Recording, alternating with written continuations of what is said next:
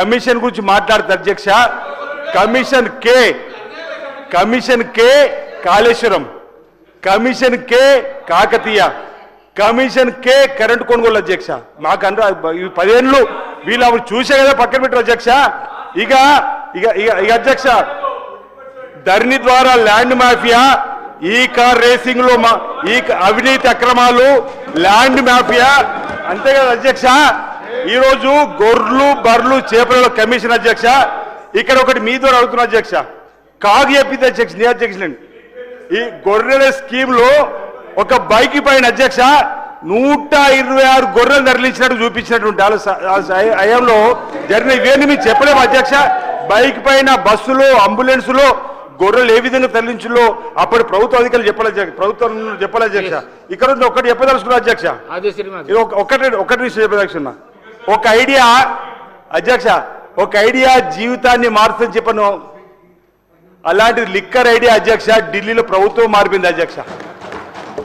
వీళ్ళ అధ్యక్ష మా గురించి మాట్లాడేది, మా సీఎం గారి గురించి, మా డిప్యూటీ సీఎం గురించి స్పీకర్ చేయడం లెక్క లేకుండా ఈరోజు అవినీతి అక్రమాలు చేసింది మీరు. అందుకే మిమ్మల్ని అక్కడ కూర్చుని తెలంగాణ ప్రజలు. మీ ఒక్క ఐడియా లిక్కర్ వల్ల ఢిల్లీలో ప్రభుత్వం పోయింది అధ్యక్ష. వీళ్ళ ఈరోజు మాట్లాడదని చెప్పంటున్నా.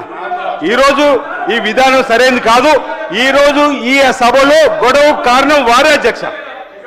వారు పల్లా రాజశేఖర్ మాట్లాడేటప్పుడు అనవసరంగా మైక్ తీసుకొని ఈ ప్రభుత్వం పైన ఆడిపోసుకుని మాట్లాడింది వారు. మా డిప్యూటీ సీఎం గారు అప్పుడు ప్రతిపక్ష నాయకుడు ఉంటే ఓర్వలేరు. ఈ రోజు ఉప ముఖ్యమంత్రిగా ఉంటే కూడా వారి పైన వారి వ్యక్తిగతంగా ఇమేజ్ దెబ్బతీసే విధంగా మాట్లాడి ఎంతవరకు సభ అధ్యక్ష. వారు ఒళ్ళు దగ్గర పెట్టుకొని మాట్లాడాలని చెప్పంటే వాళ్ళు అంటారు ఒళ్ళు పరిచి మాట్లాడిన మమ్మల్ని అంటారు. ఎక్కడ అట్లా ఆ విధంగా ఎందుకు మీద వేసుకున్నారు అధ్యక్ష? ఎందుకు క్షోభపడి ఎప్పుడైనా చెప్పిన కోరిన అధ్యక్ష. అప్పుడు సాంబశివరావు గారు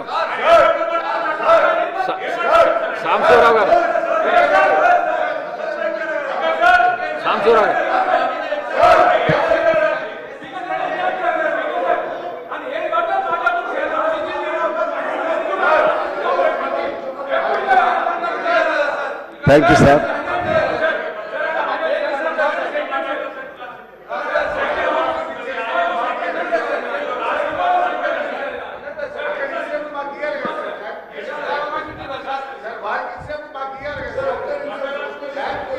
మీరు లేరు కదా సార్.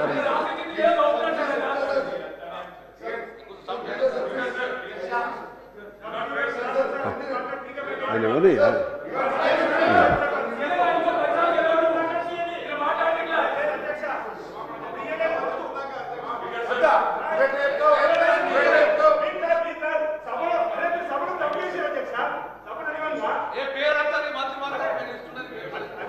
కేటీఆర్ గారు.